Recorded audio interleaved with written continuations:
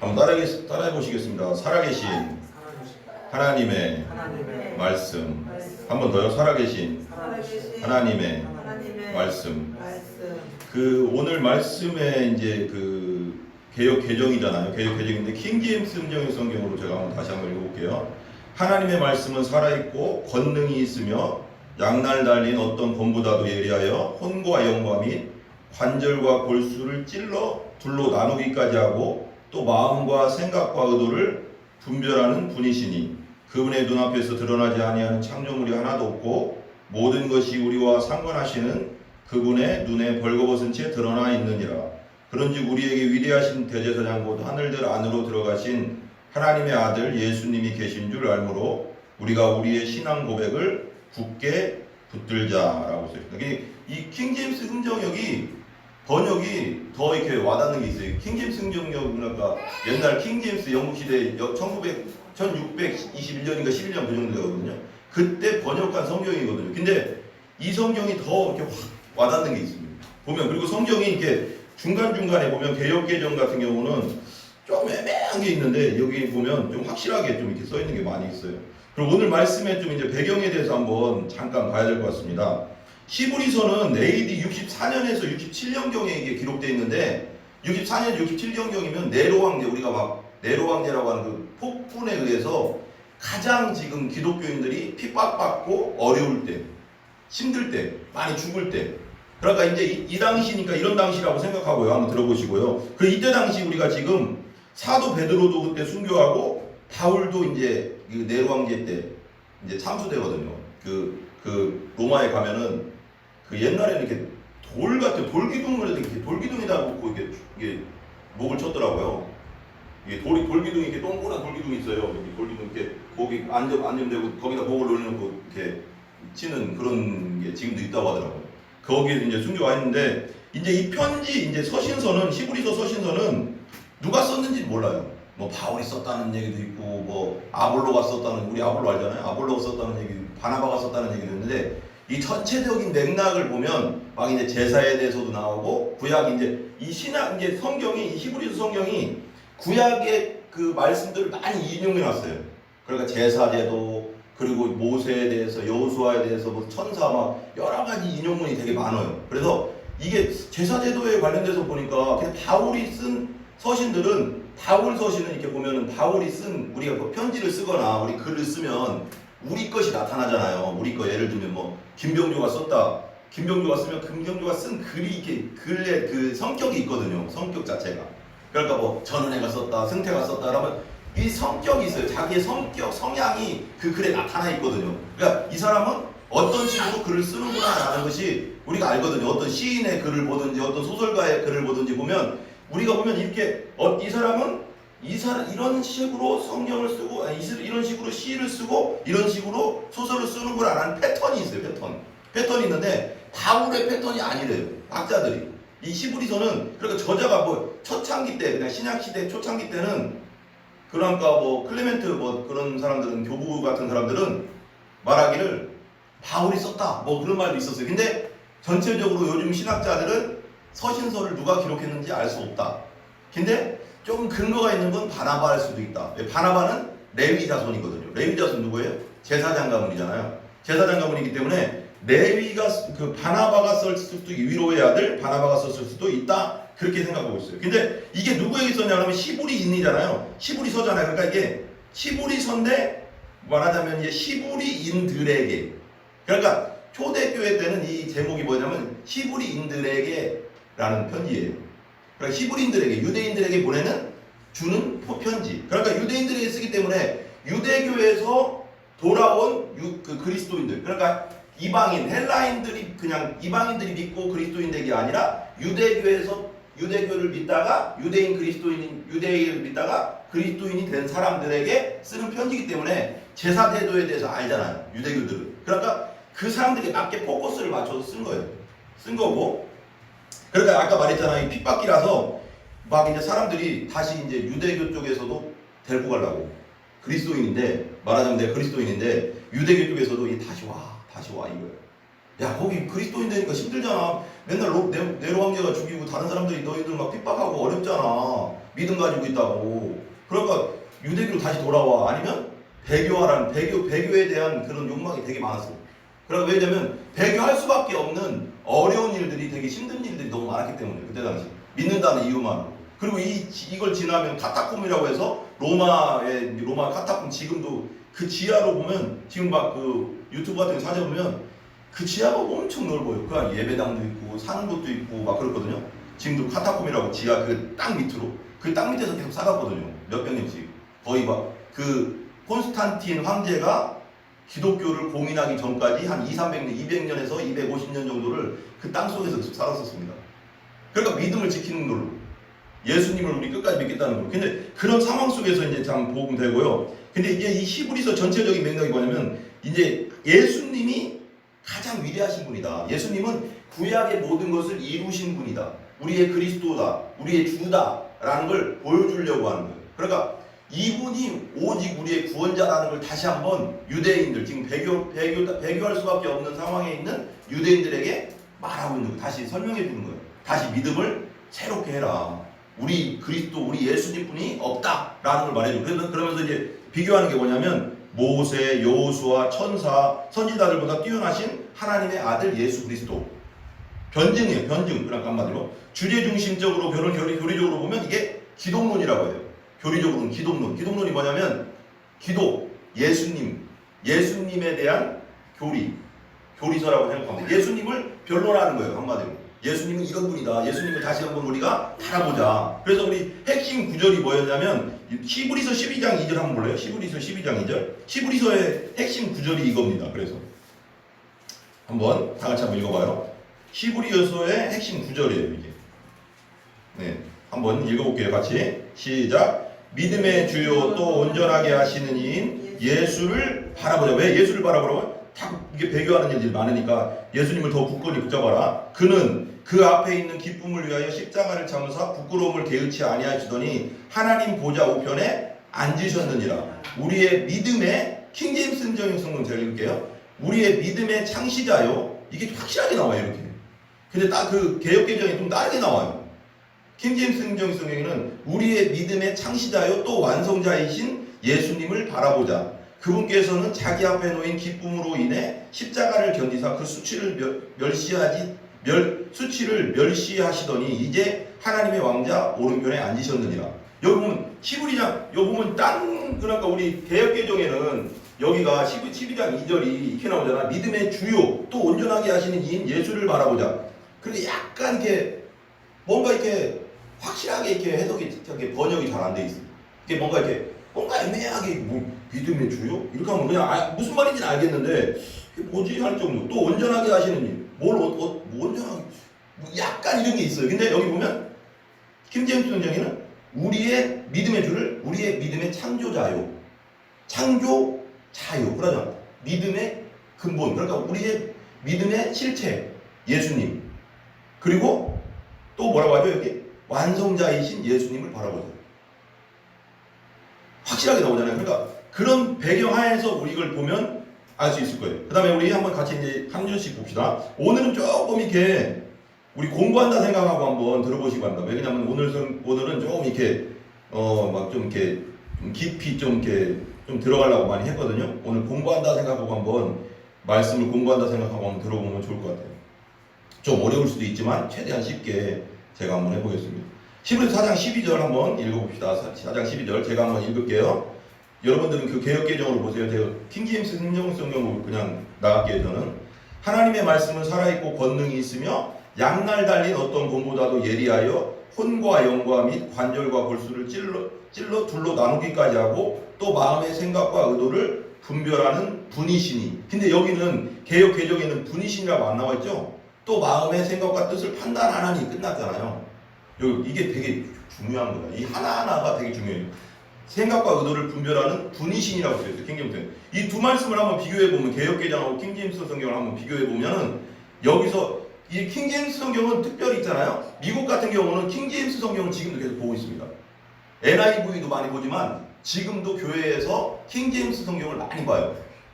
킹제임스 성경은 그때 당시 킹 제임스 왕이 많은 수많은 학자들, 진짜 그때 당시 영국에서 제일 내노라는 학자들을, 성경학자를 다 모아가서 이걸 번역한 거예요. 그러니까 그 히브리어랑 헬라어 그냥 원본에서 그냥 그대로 번역한 거기 때문에 지금도 그 미국에 있는 많은 교회에서는 킹 제임스 성경을 많이 봅니다. NIV도 많이 보지만 지금 현대에서, 그러니까 현대 번역 성경인가 봐요. NIV 그걸 많이 보지만 킹 제임스 성경도 많이 봐요. 이 두 말씀을 한번 비교해 보면은 이게 여기서 하나님의 말씀은 집중적 의미에서는 예수 그리스도를 말씀하는 겁니다. 그러니까 이게 좁은 의미에서는 예수 그리스도를 말씀하는 거예요. 여기서 하나님 말씀이라는 거예요. 여기 하나님 말씀은 살아있고 여기 나왔잖아요. 이 하나님 말씀은 집중적 의미에서는 예수 그리스도, 그리고 성경의 큰 그림에서 보면 예수 그리스도를 통해서 전해진 하나님 말씀 전체. 좁게 보면 예수 그리스도고 크게 보면 예수 그리스도를 통해서 전해진 하나님 말씀 전체를 말하는 거예요. 그거 잘 들어보세요. 되게 중요한 게 있어요. 우리는 요한복음 1장을 잘 알고 있습니다. 요한복음 1장은 이 표를 생각 봐봐요. 이제 요한복음 1장에 보면은 말씀이 육신이 되어 우리 가운데 거하신 분, 그분이 바로 예수 그리스도다. 여기서 히브리서 4장 12절에 하나님 말씀이라잖아요. 말씀은 살아있고라고 했잖아요. 그런데 이걸 지금 인격적으로 보고 있잖아요. 말씀이 살아있고라고 했잖아요. 근데 그러니까 요한복음 1장에도 말씀이 육신이 되어 우리 가운데 거하신 분이 바로 예수님이다 라고 말해요. 요한복음 1장 1절 우리 알지만 다시 한번 펴보세요. 요한복음 1장 1절에서 한번 보겠습니다. 요한복음 1장 1절 거기 적어놓으시고 요한복음 1장 1절 한번 펴보세요. 오늘은 한번 공부한다 생각하고 한번 들어보세요. 같이 들어봅시다. 요한복음 1장 1절에서 5절까지 한번 읽어봅시다. 1장 1절에서 5절까지 그거 한번 보세요. 제가 눈으로 보세요. 제가 읽어드릴게요. 쉬운 성경으로 읽어드릴게요. 이건 제가 눈으로 보세요. 1장 1절부터 5절까지 말씀이신 그리스도가 오심. 태초에 말씀이 계셨습니다. 그 말씀은 하나님과 함께 계셨는데 그 말씀은 곧 하나님이셨습니다. 그분은 세상에 창조되기도 전에 하나님과 함께 계셨습니다. 이 말씀을 지금 인격으로 보고 있잖아요. 지금 그걸 잘 생각해야 돼요. 모든 것이 그분을 통하여 지음을 받았습니다. 지음을 받은 것 중에서 어느 것 하나도 구분 없이 지어진 것이 없습니다. 그분 안에는 생명이 있습니다. 그 생명은 세상 사람들을 비추는 빛이었습니다. 그 빛이 어둠 속에 빛을 발했지만 어둠은 그 빛을 깨닫지 못했습니다. 1장 14절 한번 보세요. 1장 14절을 다 같이 한번 읽어봐요. 같이 이제 개역개정으로 같이요. 시작. 말씀이 육신이 되어 우리 가운데 거하심에 우리가 그의 영광을 보니 아버지의 독생자의 영광이요 은혜와 진리가 충만하다. 여기 뭐라고 했어요? 말씀이 육신이 되어. 여기서 아까 그 처음 본문에 보면 히브리서 4장 12절에 보면 하나님의 말씀은 살아있고, 이 연결해 본 거예요. 제가 이건 약간 연결해 봤는데 말씀이 육신이 돼요. 이게 뭐라고 하면 우리가 교리 중에 인카네이션 교리, 성육신 교리. 말씀이 육신이 됐다. 이게 하늘에서 말씀이, 그러니까 하나님의 말씀이 육신이 되어 내려온 분이 예수님이다. 그러니까 말씀 그 자체인 분. 말씀 그 자체. 그러니까 이걸 그냥 우리 육신을 입고 오신 거 맞죠? 이 땅에 오신 거 맞는데 말씀 그 자체인 분이 이 땅에 내려왔다. 성육신했다.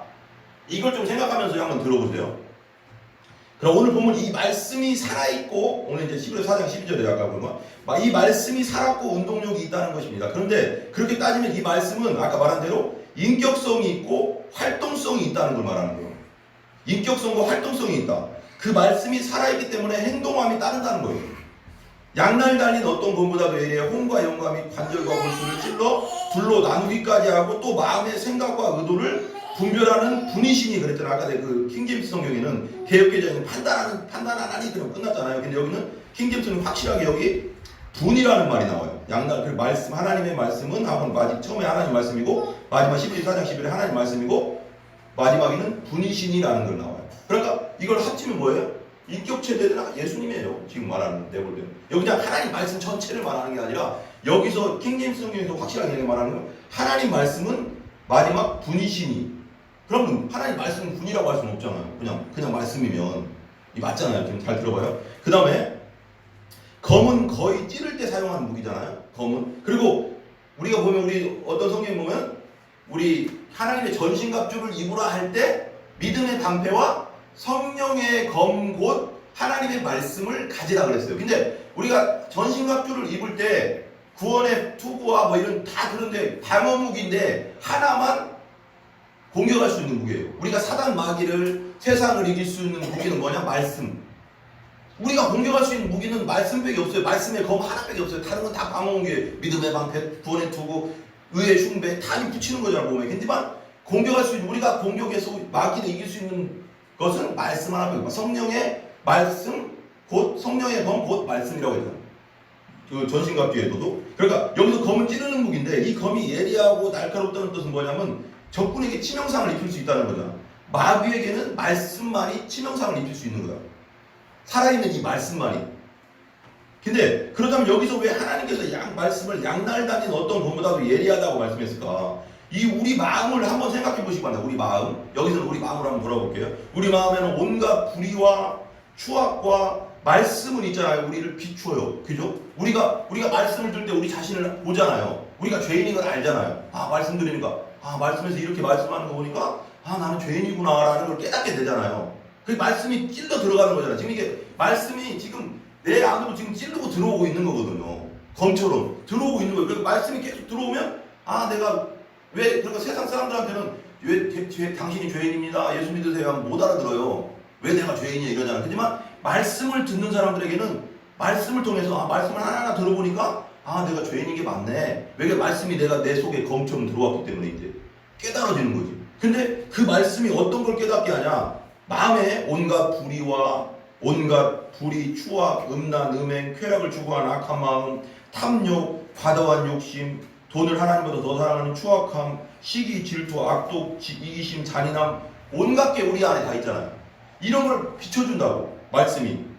로마서 1장 29절에 이렇게 말해요. 그들은 곧 모든 불의와 음행과 사악함과 탐욕과 악의로 가득하며 시기와 살인과 논쟁과 속임수와 적개심으로 가득하고 수근수근하는 자다. 우리라는 거 우리. 이게 옛말에 10길 물속을 알아도 한 길 사람 속은 뭐라고요? 알 수가 없다. 저 몰라 우리 서로가 어떤 생각을 그냥 대충은 알아도 좀 말해보면 이 사람은 어떤 부류의 사람이구나 정도는 알아도 그 깊은 생각은 다 우리가 어떻게 알겠어. 우리가 꿰뚫어볼 수는 없잖아. 어떤 분들은 그러더라고. 옛날에 우리 청년 때 같이 교회 다니던 여자 청년이 하나 있었는데 기도원 갔다 오더니 투시의 은사를 받았대. 투시 은사들인가? 나 처음 들어봤구나. 투시 은사 뭐예요? 그랬더니 가만히 있어도 내 마음이 다 보인대. 그래 무섭더라고. 갑자기 마음이 보여? 그래? 뭐 그렇다고 근데 넘어갔는데 그러니까 모르겠어 나 그냥. 그리고 뭐 투시의 은사 성경에 뭐 투시의 은사 있다 없다 그런 말이 없으니까 나는 성경에 없는 거나 많은 별로 그렇게 받아들일 생각도 없고. 근데 이제 그걸 예외로 둔다고 해도 뭐 있을 수는 있겠지만 성경에 없는 것까지 받아들이는 건 위험하다고 나는 항상 생각하기 때문에 성경에 없는 걸 받아들이는 거 나는 항상 위험하다고 생각해. 그렇게 되면 그냥 성경에 있냐 없냐가 되게 중요한 것 같아요. 그런 은사들이 막 고린도전서나 막 여러 가지 성경에 보면 은사에 막 나오잖아요. 뭐 섬기는 것도 은사예요. 그리고 뭐 가르치는 것도 은사고 목회하는 것도 은사고 다 은사인데, 그리고 뭐 방언 통역하는 거, 예언하는 거, 병 고치는 거, 귀신 쫓아가는 다 은사. 다 은사에 속하는데 나 투시 은사는 못 본 것 같거든. 근데 투시 은사를 다 받았다는 걸, 내 마음이 보인다는 걸. 그래? 내 마음 보여? 그러니까 갑자기 무섭더라고. 몰라 어쨌거나. 근데 여기서 말하는 건 뭐냐면 하나님 말씀이 그렇게 한다는 거야. 말씀이 선포되거나 말씀이 가르쳐질 때 우리가 우리 마음을 볼 수 있다는 거지. 우리가 이런 상태구나, 이런 사람이구나. 옛날에 10길 물속은 알아도 한 길 사람 속은 알 수 없다고 했잖아요. 그만큼 사람 마음을 알 수가 없습니다. 그렇습니다. 우리가 서로가 서로의 겉모습만 볼 수 있기 때문에 서로의 마음속의 생각을 깨달을 수도 없고 전혀 알 수도 없습니다. 그 사람이 웃으면서 친절하게 다가오지만 우리가 세상 살다 보면 그렇잖아요. 온갖 사기꾼이 많아요. 보이스피싱 요즘 너무 많고, 우리 사모님도 한번 보이스피싱 당할 뻔했고 여러 가지. 그러니까 이게 안 속을 것 같은데 속을 수밖에 없는 그런 사람도 있습니다. 그러니까 그 사람이 양의 탈을 쓴 일인지도 모릅니다. 우리 마태복음 7장 15절에 보면은 이렇게 나오죠. 마태복음 7장 15절에 보면 세 번째 성경에 거짓 예언자들을 살펴라. 그들은 양의 탈을 쓰고 너희에게 오지만 속은 굶주린 이리들이다. 세상에 많아요. 그 안에 교묘하고 교활한 뱀과 여우가 들어앉아 있을지도 모르고. 누군 모르니까. 창세기 3장 1절에 우리 알잖아요. 그런데 뱀은 여호와 하나님이 지으신 들짐승 중에 가장 간교하니라. 뱀이 여자에게 물어 이르되 하나님의 참으로 너희에게 동산 나무의 열매를 먹지 말라. 가장 간교하더라. 뱀은 그러니까 우리 보면 그러잖아요. 어떤 사람 보면 저 뱀 같은 놈, 저는 여우 같은 놈, 저는 또 뭐지? 뭐 개 같은 놈, 저는 고양이 같은 놈은 없는 것 같아요. 고양이 한 마리 우리 집에 왔어요. 저 미니가 데리고 와서 고양이 워낙에 왔는데 그렇잖아. 고양이 같은 놈은 없잖아요. 뭔가 이렇게 그럼 봐봐요. 그 다음에 창세기 3장 1절을 현대어 성경으로 제가 읽어볼게요. 여호와 하나님께서 지으신 들짐승 가운데 가장 교활하고 약삭 빠른 것이 뱀이었다. 교활하고 약삭 빠르다. 그 뱀이 여자에게 이렇게 말을 건넸다. 이것 보게나 그래 하나님이 정말 너희에게 동산에 있는 모든 나무 열매를 따먹어서는 안 된다고 그러시던가? 뭔가 이렇게 의문점을 주잖아. 당연히 먹으면 죽는다고 했는데 누가복음 13장 31절에는 또 여우에 대해서 나옵니다. 곧 그때 어떤 바리새인들이 나와서 이르되 나가서 여기를 떠나소서. 헤롯 왕 있죠? 이스라엘 헤롯이 당신을 죽이고자 하나이다. 예수님께 말하는 거예요. 그러니까 예수님 뭐라고 하냐면 32절에 이르시되 너희는 가서 저 여우에게 이르되 오늘과 내일은 내가 귀신을 쫓아내며 병을 고치다가 대체 3일에 완전하여 되리라. 여우에게 이르되. 그래서 우리는 반드시 주님께 사람을 분별할 수 있는 지혜를 달라고 기도해야 됩니다. 조금 약간 벗어난 얘기 같지만 좀 이렇게 연결되는 부위가 있어서 얘기하는 거예요. 우리는 잘 몰라요, 사람을. 그러니까 우리가 항상 사람 분별할 수 있는 능력이 되게 중요해요. 특별히 진짜 여기 뭐 선택이 있으니까 특별히 사업하는 사람, 왜냐면 사업하는 사람, 돈이 있으면 사업하는 사람들 옆에는 온갖 사람들이 모여요. 왜 누구 말대로 왜 옛날 김종인 그 사람 김종인도 왜 옛날 국민의힘 비대위원장 그러잖아. 대통령 권력주의에는 파리떼가 보인다고. 돈도 그래요. 돈 사업하고 돈이 모이면 돈 있는 사람한테는 온갖 파리떼들이 모이거든요. 진짜 그래요. 그러니까 항상 사람을 분별할 줄 알아야 됩니다. 이 세상에 얼마나 사악하고 교활하고 거짓된 양의 탈을 쓴 이리 같은 또 뱀 같고 여우 같은 사람들이 많은지 우리가 알아야 됩니다. 우리는 항상 깨어 있어야 된다는 거. 왜냐하면 요한복음에서 말씀하듯이 이 살아계신 말씀 그 자체이신 주 예수 그리스도께서는 우리의 모든 것을 꿰뚫어 보시는데 그렇기 때문에 그분이 우리에게 그런 능력을 줄 수 있다는 거지. 우리는 다 볼 수는 없지만 그 지혜를 하나님의 예수님께서 주시는 그 지혜면 우리도 사람을 보면 대충 알 수 있잖아요. 그렇지만 더 확실한 지식, 더 확실한 지혜가 우리에게 필요하다는 거예요. 사람을 볼 줄 아는 지혜가. 사람을 겉모습과 외모로 볼 수 있을 뿐이지만 우리 주님은 그 속마음, 그 중심을 우리가 눈으로 보는 것처럼 밝게 훤히 꿰뚫어 보시니까 우리 그 능력 하나님 주실 수 있잖아요. 말씀 앞에 예수님 앞에서는 그 누구일지라도 어떤 그런 사람일지라도 숨길 수가 없잖아요. 그 속 밑바닥까지 다 보시고 아시기 때문에. 사무엘상 16장 7절에 이렇게 나오잖아요. 그러나 여호와께서는 현대인 성경에 사무엘에게 이렇게 말씀하셨다. 용모와 신장을 보고 우리 잘 알잖아요. 사람을 판단하지 말아라. 이 사람은 내가 말하던 자가 아니다. 내가 보는 것은 사람이 보는 관점과 다르다. 사람은 외모를 보지만 나 여호와는 뭐 본다? 중심을 본다. 중심을 본다. 우리가 못생겼냐, 잘생겼냐, 잘 입었냐, 못 입었냐, 돈이 많냐, 적냐 그게 중요한 게 아니고 하나님이 진짜 보시는 하나님이 쓰시는 사람은 중심이 하나님 앞에 바로 선 사람을 쓰신다는 거예요. 다윗 알죠? 다윗은 진짜 막내라고 저 양치고 있었잖아요. 아버지가 부르지도 않았잖아요. 그때는 주님 앞에 근데 하나님은 다윗을 주목하고 있었잖아요. 항상 생각해야 돼요. 주님 앞에 어떤 누구도 숨길 수가 없습니다. 마음속에 그 밑바닥까지 비밀까지도 다 아시니까.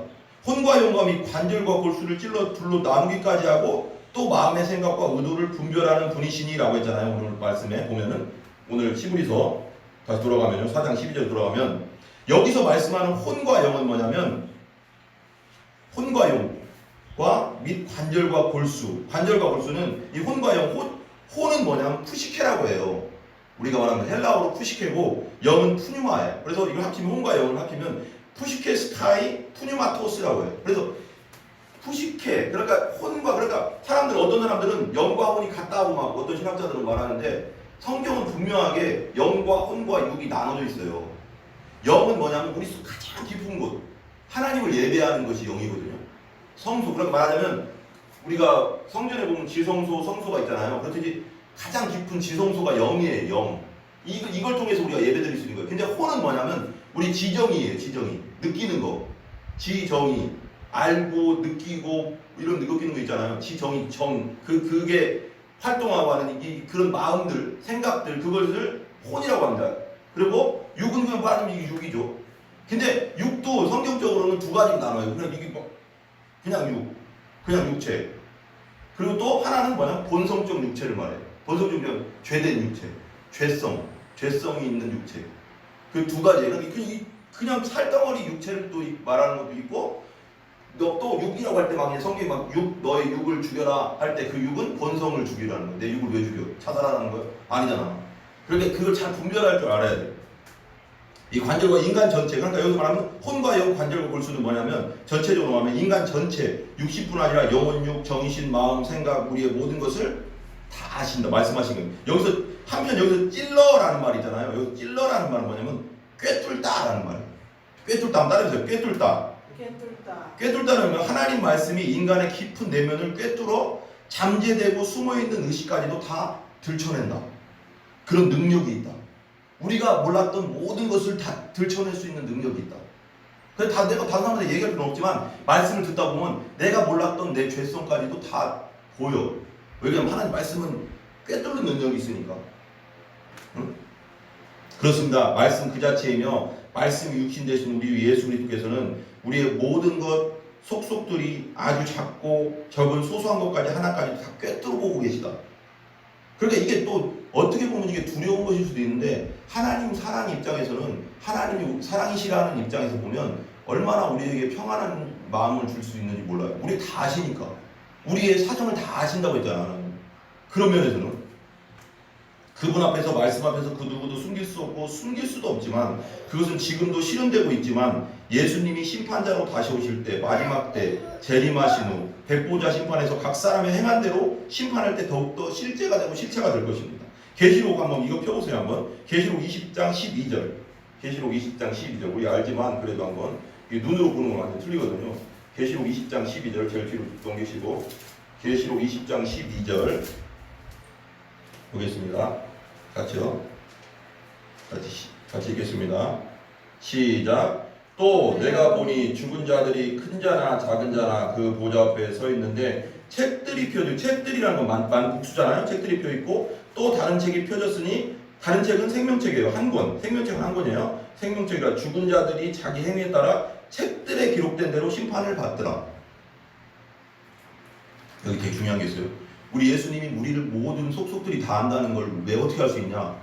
마지막 때 예수님이 다시 오시면 예수 그리스도를 믿은 자들, 죄 용서를 받은 자들은 이 책에 기록된 게 아니고 생명책이 기록되어 있습니다. 우리 예수 믿은 사람, 왜냐면 우리 죄를 용서받았잖아요. 십자가에서 우리 죄를 위해서 심판을 다 당하셨잖아요. 근데 예수를 받아들이지 않은 사람들이 심판을 당해야 되거든요. 예수를 믿는다는 건 뭐냐면 예수님께서 나의 심판을 다 당하셨다는 걸 믿는 거예요. 그렇기 때문에 우리는 심판을 당하지 않아요. 근데 믿지 않는 사람들은 책들에 펴져 있는 대로 심판을 받는다고 하잖아요. 그러니까 책들에 다 기록되고 있다는 거예요. 우리의 행위와 우리의 죄된 생각과 마음. 나는 죄된 생각까지 다 기록되어 있다고 생각해요. 이 책 속에 다 기록되는데 이 책대로 심판하신대요. 근데 여기서 피해갈 사람이 없잖아요. 그러니까 여기서 우리가 아까 말하자면 하나님 말씀은 골수와 우리 혼과 영과 골수를 다 찔러 쪼개기까지 한다는 거죠. 속속들이 다 아신다는 거잖아요. 예수님 우리를. 그럼 그분 앞에서 그 심판 앞에서 피해갈 것은 오직 예수님 십자가뿐이 없는 거예요. 십자가에서 심판이 끝났다. 나의 심판이 끝났다는 걸 믿는 사람 외에는 구원받을 길이 없는 거야. 이게 다 기록하는데 기록하고 나중에 펴서 야 니 죄 이거 하면 진짜 난 어떻게 할지는 모르겠어. 근데 중요한 건 여기 보면 책들에 기록된 대로 심판하신다잖아. 그럼 뭔가가 다 기록되어 있다는 거야. 내 행위와 내 삶과 내 모든 것이. 그럼 여기서 피해갈 사람 아무도 없잖아. 죄를 많이 졌냐 적게 졌냐 문제가 아니야 이건. 누구든지 하나님 앞에 다 죄인이기 때문에 여 심판에서 피해갈 사람 없잖아요. 또한 오늘 말씀은 감찰하나니 판단하니라 이 감찰하나니라고 했잖아요. 또 그 다음 보면 우리 4장 12절 13절 보면 이 헬라어는 뭐냐면 크리티코스라는 말이에요. 크리티코스. 이 크리티코스는 뭐냐? 이것은 뭐냐면 하나님의 말씀이 사람 인격의 가장 깊은 곳까지 통찰할 수 있다. 다 보신다. 하나님 말씀에 대한 인간의 순종 여부에 따라서 안식도 주어지고 진노를 행함을 말하고 있대요. 그러니까 하나님 말씀에 대한 그런 우리가 보면 우리가 믿어요. 우리 예수 믿잖아요. 우리 예수 믿어도 우리가 죄를 질 때가 있어요. 그러면 죄에 대해서는 징계는 있어요. 하나님 징계를 하세요. 어떤 징계를 하시든 마음에 고통을 주시든 아니면 괴로움을 주시든 힘들게 하시든 뭔가 고통을 줘요. 왜냐하면 그 죄에서 벗어나서 하나님께로 돌아오라고. 왜냐하면 우리는 이제 심판은 당하지 않아요. 우리는 뭐 지옥 가는 심판은 안 당합니다. 이제는. 그렇지만 징계는 당합니다. 징계는 뭐예요? 맞는 거예요. 죄를 지면 맞아요. 그러니까 왜냐면 이게 우리가 애들한테 잘못할 때 회초리 들잖아요. 잘못할 때 뭐라고 하고 훈계하잖아요. 왜 훈계해요? 죽이려고? 아니잖아요. 사랑하기 때문에 잘 되라고. 우리 하나님은 진짜 사랑이시기 때문에 우리가 죄된 길로 갈 때 그냥 안 놔둬요. 왜? 하나님 아들이 자녀이기 때문에. 하나님 자녀를 그냥 죄된 길로 망하게 놔두겠어요? 하나님 자녀이기 때문에 때리시는 거예요. 징계하시는 거예요. 안 되게 하시는 거야. 괴롭게 하시는 거야. 돌아오라고. 이건 돌아오라는 거예요. 회개하고 돌아오라는 의미에서 내가 널 사랑하니까 그 죄되기 계속 너 죽는다. 망한다. 그러니까 돌아서라 라는 의미예요. 죽이려는 의미 아니고 사랑하기 때문에. 한번 따라해보세요. 사랑하기 때문에. 예, 사랑하기 때문에. 이거 완전 틀린 거예요. 히브리서 4장 13절 한번 읽어봐요. 우리 같이. 히브리서 4장 13절 다시 펴세요. 히브리서 4장 13절. 여기 화면에도 있으니까 한번 읽어보세요. 히브리서 4장 13절 같이 읽겠습니다. 지으신 것이 하나도 그 앞에 나타나지 않음이 없고 우리의 결산을 받으실 이의 눈앞에 만물이 벌거벗은 것 같이 드러나느니라. 킹제임 성경에는 그분의 눈앞에는 드러나지 아니한 창조물이 하나도 없고 모든 것이 우리와 상관하시는 그분의 눈에 벌거벗은 채 드러나 있느니라. 모든 것은 하나님 보시기에 다 벌거벗은 것처럼 보인다는 말 아니에요. 다 보인다는 거예요. 이 나타나지 않음이 없고 아파네스는 뭐냐면 하나님의 말씀이 역동성을 가지고 있어서 인간의 마음과 뜻을 다 보시고 감찰하시는 능력이 있고 그 앞에서는 모든 것이 다 드러남을 보여주고 있는 거예요. 우리의 결산을 받으실 이 문자적으로 뭐냐면 우리가 밝히지 않으면 안 되는 자에게라는 거예요. 다 그런 하나님께 다 보인다는 거예요. 우리가 죽고 나면 옛날에 보면 어떤 성경에 보면 어떤 성경 말씀을 보면 하나님 앞에 갔을 때 너희 입으로 직고하리라고 그랬거든. 직고. 그러니까 하나님 앞에 딱 쓰면 그냥 내가 뭐라고 할까요? 내가 그동안 살았던 것이 그냥 말 안 하려고 해도 줄줄줄 나온다는 거야. 직고하리라 그랬거든. 이게 되게 재밌는 말이지만 그 말이. 그래서 우리가 밝히지 않으면 안 되는 자에게. 우리는 하나님 앞에 딱 거룩한 하나님 앞에 그냥 직고하게 돼 있는 거예요. 우리의 관계를 맺으시고 통치하신 하나님 말. 드러나느니라. 여기서 말해도 오늘 히브리서 4장 13절에 보면 뭐라고요?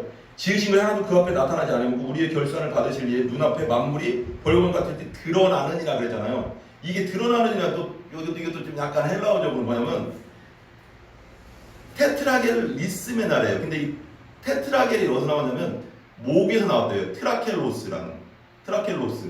그러니까 뭐냐면 목을 뒤로 젖히다라는 뜻이래요. 드러나다. 그러죠. 목을 이렇게 뒤로 젖히면 목이 드러나잖아요. 뒤에서 이렇게 뒤로 이렇게 머리를 잡고 이렇게 젖히면 드러나잖아요. 이게 드러나다. 이 의미인데 이 레슬링 선수가 이제 여기 설명하기를 이제 성경 사전에 설명하기를 이 레슬링 선수가 상대방의 목을 감고 뒤로 젖히는 행위. 짐승을 잡기 위해 목덜미를 젖혀서 목이 드러나도록 하는 것을 표현하는 그 단어래요. 그러니까 이걸 뭐라면 다 드러나게 하나님 앞에 다 드러나 보인다. 이것은 모든 피조물을 창조하시고 지배하시는 하나님 눈에는 어떤 것도 숨기질 수 없음을 말하는 거예요. 히브리서 4장 14절 한번 읽어봐요. 우리 다 같이 이제 다 끝났습니다. 다시 읽어봐요. 시작. 그러므로 우리에게 큰 대제사장이 계시니 승천하시니 곧 하나님이 아들 예수시라. 우리가 믿는 도리를 굳게 잡을지니라. 히브리서 기자는 여기서 예수님을 큰 대제사장이라고 했습니다. 이거 봐봐요. 대제사장이면 큰 거예요. 제일 커요. 제사장 중에 대잖아요. 큰 대자잖아요. 거기다 또 큰을 또 하나 붙였어요. 여기 의미가 있어요. 이게 큰 대제사장. 예수님을 큰 대제사장이라고 했어요. 이게 무슨 의미일까요? 여기서 우리 여기 이제 히브리서를 쫙 읽다 보면은 그런 아론의 계통에서 나온 제사장이 아닌 멜기세덱 알죠? 아브라함에게 그때 아브라함이 11조를 바쳤던 멜기세덱이 있어요. 그 성경에 보면 그 멜기세덱 제사장의 계통이다라고 말해요.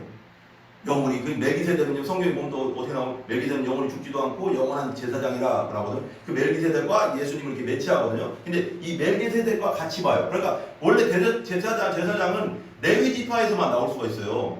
예수님 뭐예요? 유다 지파잖아요. 그렇게 따진다면 아론의 그 예수님 그 지파로 따진다면 근데 나올 수 없잖아요. 근데 여기서는 멜기세덱의 계보를 따라 나온 제사장 큰이라는 수식어를 붙였는데 여기서 말하는 아론 계통의 제사장들보다 아까 말했죠. 주 예수 그리스도가 더욱더 우월하고 탁월하다는 것을 나타내는 거예요. 여기서 비교한다고 했잖아요. 아까 그 우리가 이제 이건 히브리인들에게 쓰는 거라고 했잖아요. 그래가지고 유대인들에게 쓰는 것이기 때문에 유대인들에게 야 유대교보다 더 탁월하다는 걸 보여주는 거예요. 자꾸 편지 속에서 지금 여기 이 히브리서 편지 속에서는 뭘 보여주고 싶은 거냐면 니들이 다시 돌아가려고 하는 유대교 너 그 애들도 다 경험해봤잖아. 그 유대교를 완성하시고 그 구약을 완성하신 분이 예수님이야. 그러면서 제사제도에 대해서 막 얘기하거든요. 그러면서 다시 제사교로 가면 그 아론의 계통에서 했던 그것은 다 지나간 거야. 이제는 그 제사는 끝났어. 이제는 히브리서는 그래서 히브리서에 보면 단번에 이런 말이 많이 나와요. 영단번, 단번에 끝내셨느니라. 단번에 어린 양 예수가 제사를 끝내셨느니라. 우리가 그렇지 않으면 1년에 한 번씩 맨날 또 해야 될 텐데 끝내셨느니라. 영원한 제사를 끝냈다. 그래서 막 단번에 많이 나오거든요. 그게 뭐냐면 유대인의 제사는 이제 끝났어. 유대교의 제사는 예수님으로 말하면 끝났는데 왜 다시 돌아가려고 그래? 더 위대한 분, 이 예수님을 끝까지 붙잡아야 돼. 이분만이 우리 구원자야. 이걸 자꾸 보여주는 거예요. 유대인들한테. 왜냐면 자꾸 배교하려고 하니까. 돌아가려고 하니까. 다시 유대교로 막. 왜 핍박 가운데 있으니까. 그걸 항상 생각하고 들으면 되게 쉬워요. 승천하신 자 곧 하나님의 아들 예수 그리스도. 여기서 보면 14절에 보면 승천하신 자 곧 그 하나님의 아들 예수. 승천은 뭐예요? 하늘로 올라갔다는 거잖아요. 부활하시고. 이 초월적인 표현인데 여기서 이제 승천하다는 뭐냐면 그 헬라어적으로 보면 먼못을 통하여 지나가다 라는 뜻이에요. 먼못을 통하여 지나가다. 그냥 하늘로 올라가는 정도가 아니라 그 먼못을 통하여 지나가다. 이게 무슨 뜻이냐면 이것은 주 예수 그리스도께서 하늘로 올라가셨다는 뜻보다 하늘을 통과하여, 이거 되게 중요해요. 먼못을 통하여 지나가다는 뜻이라고 했잖아요. 아까 말하면 디엘레 리도 타래요 이게. 근데 먼못을 통하여 지나가다인데 하늘로 그냥 올라가신 정도가 아니라 하늘로 올라가셨다는 뜻보다는 하늘을 통과하여 하나님이 계시는 지극히 높은 곳까지 올라가셨다. 이런 뜻이에요. 그러니까 하늘로 그냥 올라갈 정도가 아니라 하늘을 통과하여 지극히 높으신 하나님께 갔다. 이런 뜻이에요. 잘 들어보세요. 아론 계통의 제사장들이 이 땅의 성막에서 하나님께 제사를 드렸지만 주 예수님께서는 이 땅의 성막이 아닌 하나님의 존전 앞에서 제사장의 사역을 감당하신다. 그러므로 그들과는 비교될 수 없는 사역의 탁월성을 소유하고 가지고 계신다. 자꾸 비교하고 있는 거예요. 구약 사람들하고. 왜? 유대인들이 자꾸 그걸 아까 말한 대로 그 역사적 배경이 있으니까. 하나님의 아들 예수시라는 예수께서 인간이시며 동시에 하나님이시라는 것을 보여주고 있는 겁니다. 우리가 믿는 도리를 굳게 잡을지니라 그랬잖아요. 마지막에 14절 마지막에 다 끝났습니다. 우리가 믿는 도리를 굳게 잡을지니라. 여기서 언급하는 주 예수 그리스도 예수님의 탁월성, 초월성, 우월성 그리고 더 나아가서 예수님의 하나님의 아들 되신 이 신성은 우리가 믿는 도리를 굳게 잡을 근거가 된다라는 거예요. 그러니까 끝까지 잡으라는 거예요. 예수님을. 니들 유대교로 돌아가면 구원 없어. 거기는 끝난 거야. 그 끝난 종교야. 구약을 다 이루신 분이 예수님인데 다시 돌아간다고? 그러니까 설사 나는 이 히브리서 기자가 어떤 마음을 쓰는 거야? 나는 이런 생각이 들어. 핍박이니까 차라리 죽을지라도 죽어서 하나님 나라 들어가는 게 나아. 거기 다시 돌아가면 구원이 없어. 나는 간절한 마음으로 히브리서를 쓴 것 같아. 여기서 굳게 잡을지다 지어다 이 마지막으로 했는데 말할게요. 굳게 잡을지어다 라는 건 뭐냐면 단단히 쥐다, 들러붙다 이런 뜻이에요. 그러니까 예수님을 굳게 잡을지니라 그거 뭐냐면 단단히 딱 잡다, 떨어지지 않게. 왜 딱 잡잖아요. 그리고 들러붙다. 이 들러붙다는 뭐냐면 왜 옛날에 그 악교가 그거라대요. 그 불에 갑자기 그냥 민어의 불에라나 그 불에를 이렇게 끓이면은 끈적끈적하대. 근데 이게 강력분들보다 더 세대요 이게. 그래서 딱 붙여놓은 상태. 이게 본드처럼 딱 붙어 있어라. 떨어지지 않게. 그러니까 완전 강력분들처럼 딱 붙어서 예수님께 딱 붙어 있어라. 온전히 붙어 있어라 믿음으로. 그러니까 아까 그런 예수님을 바라봐라 그랬잖아요. 12장 우리 핵심 구절, 히브리 핵심 예수를 바라봐라 그랬잖아요. 우리 결론적으로 우리는 오늘 말씀을 통해서 세상에 있던 어떤 사람보다, 아론교회의 어떤 대사장보다, 모세와 여호수아 어떤 선지자보다 우월하신 성삼위 하나님 중 한 분이신 성자 예수님에 대해서 오늘 배웠습니다. 그리고 말씀 되신 예수님께서는 우리의 영혼육과 우리의 마음까지도 다 아시는 분이라는 것도 배웠습니다. 우리는 이러한 우리의 신앙 되신 예수님을 아까 말한 대로 악교가 풀이 딱 붙듯이 크라토멘 단단히 쥐다 들러붙다 완전히 딱 예수님께 붙어서 천국 가는 그날까지 달려가는 여러분들이 다 되시기를 기도합니다. 기도하겠습니다.